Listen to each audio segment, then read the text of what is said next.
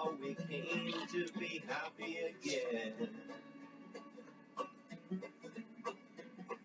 Life, it is a river of light of life. Hello, Vinyl Community. Elliot here, Lazy Dogs Records, and there's a lot of contests going around. I'm not going to be able to get to all of them, I'm sure, but this is one I certainly wanted to make sure I taped a video for, and that's Steve Carlson's. Steve's got a great channel. I'm sure everybody that follows me follows Steve. He does his Sunday morning show, and then he does, usually he'll do something on Wednesdays as well. And so he wanted to do this little contest and call it Thank You VC, or New Beginnings, hashtag New Beginnings. So he wants us to show at least 4 albums that illustrate in some way how we were inspired or introduced, or in some way music was brought forward to us that we may not have been aware of before, or may have just have not given a passing glance at before. Either it could be VCLT, it could be just something that we saw a video someone did and went out and bought it, or it could be something totally not connected with the VC, just life in general, how we were led to some music. So that's what I'm going to do. I've got 5 here. I've got more than 5 records, but I'm going to respond in 5 parts. The first one, there's so many great channels on here. A lot of them I enjoy because we have very similar tastes, and we introduce each other to music that is within our what we like, but we weren't aware of. And sometimes it's stuff that VC member may enjoy, but we've never, a subgenre or something we've never really delved into.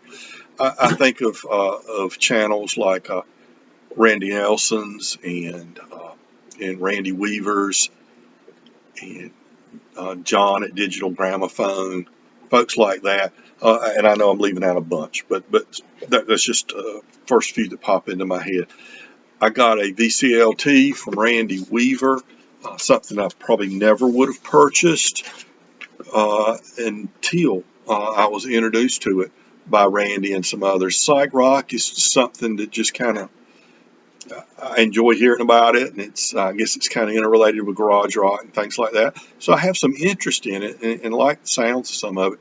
But I kept hearing about 13th floor elevators, but I've never had any 13th floor elevators. And guess what? Randy Weaver was so kind to send me a copy of 13th floor elevators. This is Easter Everywhere. Easter Everywhere. And I really enjoy this album. This is great. So this is my first venture into psych rock, thanks to Randy Weaver. And so that's one I'll point out, that he recently sent that to me. And my second one, John at Digital Gramophone. We have some similar tastes in music. His is more is different than mine, but we converge, a lot of ways in our musical tastes. And a lot of the younger Americana, maybe, or not always Americana, but music that I would be totally, at my age, totally unaware of, but at his age, in his, I guess he's mid-30s maybe, he's tuned into. So I've been introduced to a lot, and one of them prompted me first to get one LP from them, and then enjoyed it so much I went out and found a good deal on a box set of his first few albums, and that's His Golden Messenger. I never would have been aware of this. I may have seen it in writing. In fact, I think I did see it in an article or something like that, but I just passed right through it until John at Digital Gramophone started talking about this, and I ended up getting this and really enjoyed it. His first 3 albums or so and then one of outtakes and things like that. So his golden messenger thanks to John at Digital Gramophone. And also within the VC community, I've always been aware of jazz, and I know some of the basic artists and stuff, but never really collected jazz. Don't particularly like that 70s, 80s fusion, or that Chester, leave that alone, or that the easy listening type jazz. That I like some of the easy listening type jazz, but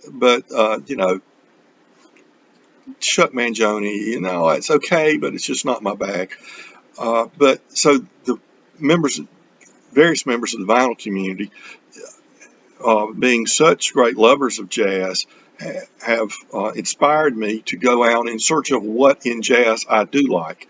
And what do I do like? Well, I'm grounded in roots type stuff.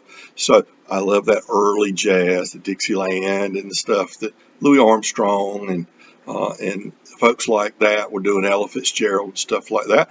But also into some of the other more I'm scared to use an expressive word like avant-garde or anything like that, but some of the other jazz artists that ventured more from that base.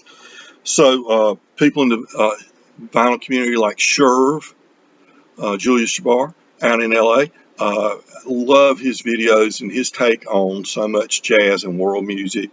Steve Carlson, he talks. One of the things Steve emphasized in one of his videos that stuck with me was give things a try, and if it's not what you like, it's okay not to like something just because. It was talking specifically in jazz world, free jazz, for instance. I've tried to listen and like it, but it just is not my thing. And Steve pointed that out in one of his videos. It kind of gave me the self-assurance that it's all right not to like all this stuff. Figure out what you like and go from there. Don't beat yourself up because some free form jazz that John Coltrane eventually did is you don't get it, you don't enjoy it. It's okay. But those Maz, he talks about some of the Blue Note artists and things like that. There's a lot of people, and I'm leaving a bunch of them out, that talk about jazz and pique my interest in getting more into it. The John Coltrane, A Love Supreme. I figured out after a while that's something I really ought to have, and I enjoy this album. This is a 2014 or 15 reissue, I believe, on Impulse. Reissue, remaster from 2015, it looks like. And, Blue Train. And this is one of those dulls you want to avoid, one of those European labels that doesn't have the master tapes and just probably took it from a digital file. So several generations removed, or maybe even, God forbid, just took a commercial CD and did it. But they were real cheap, So I bought some of these for like $14, $15, $12. Some of the jazz artists like this, and I can always go back and buy a much better copy later if this doesn't suffice. If I'm not able to really feel a difference, hear a difference. Art Blakey, I would know Davis and I'd know Coltrane, and, a handful of others, but I wouldn't have known Art Blakey had it not been for the vinyl community. And this is a Blue Note Records from 2020. Just cool. Art Blakey. So, that's stuff that I never would listen to. And then I want to delve out of the VC and mention some of the other great influences, very important influences, and none more important than my older brother Ernie. He introduced so much music to me, some of it with intent, and some of it just absorbed it from being around him and everything. And you know, when I could have gone in a direction of very superficial music and music that, you know, that lacked substance, he was influencing me toward the great lyricists, uh, the singer-songwriters, and especially the Texas singer-songwriters, uh, like Rusty Weir and Guy Clark, Towns Van Zandt, uh, Billy Joe Shaver, all those.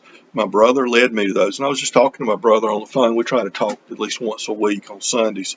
We usually talk, and I was asking him about some of the records that we were listening to back then and everything, and how we were influenced. And he said, well, you know, a lot of those records that I got were because of Kevin Knight. Kevin Knight's a friend of ours, a little bit older than both of us, who's a guitarist and has always played in bands, you know, he's always worked full time, but, uh, you know, sideline bands, I guess you could say. Always played all his life in various bands. And Kevin influenced my brother into uh, delving into different music. He mentioned the Amazing Rhythm Aces, especially, and um, and and thus influencing me through my brother. But also, Kevin directly influenced me uh, through some of the music. You know, I'd go hear him play, and he'd play a song I really liked in his band, and it would turn out that that was, you know, a certain artist or something like that. So that would be another. And you know, we talked on about several other people, Barrett, you know, who started getting into the punk and stuff like that. So that, you know, he was into to a lot of interesting stuff. Barrett got me to go see jazz for the first time. He got me to go see uh, Billy Taylor Trio on campus at East Carolina. Didn't know much of what I was going to see, but and maybe it didn't have that much effect on me. Originally, I recognized it was really good music, but it was beyond my capability to absorb, I guess, at that point. But I remembered it up until today, and so it had some effect on me. Uh, Joaquin Carrasco, we the Brave Combo playing accordion rock. Barrett and I went to see them. Things like that. All those folks had had an influence. And for my final one, I want to thank Aaron Jr. Aaron Jr. is the older brother of LaRue, a really good lifelong friend of mine. We were in school together, you know, same class in school, and we were friends all the way through school. And Aaron's one of like 5 or 6 children in that family, several years older than us. And he used to let us, when we were in high school, we'd go over to his house. He and Elmo had a house there on the farm. They were farmers. Had a house there, and let us go hang out a little bit. You know, nothing too much, but he always had a nice stereo. He played the banjo and the guitar, and uh, he was a musical person. He is a musical person, still around today, and he he put on a record one time when several of us were hanging out in his living room. He put on a record that blew us all away, and it's affected me ever since. Especially one song called "Dear Abby," and that was he put on this album, the John Prine album. This is a best of the best of John Prine that they put out after just a few years, like four albums into his career, I guess. And what I especially remember was the song "Dear Abby." And for those that aren't from the U.S. maybe or aren't or younger, Dear Abby was an advice columnist that ran in. She and her sister Ann Landers. Almost any newspaper in the United States would have either Ann Landers or Dear Abby as a columnist in their newspaper, and they would give advice to people.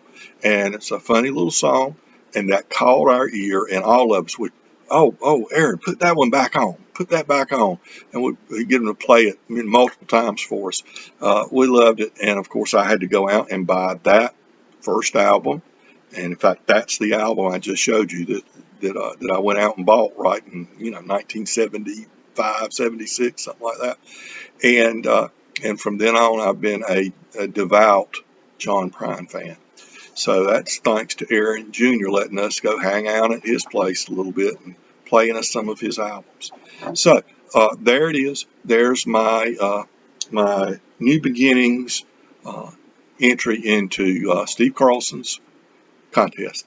And so I'll say thanks, Steve, for all the great videos you do and all the things you do, and for making the VC a welcoming place. He's one of the first people that welcomed me into the community when I first did my first video, and I'll remember that, and I appreciate that.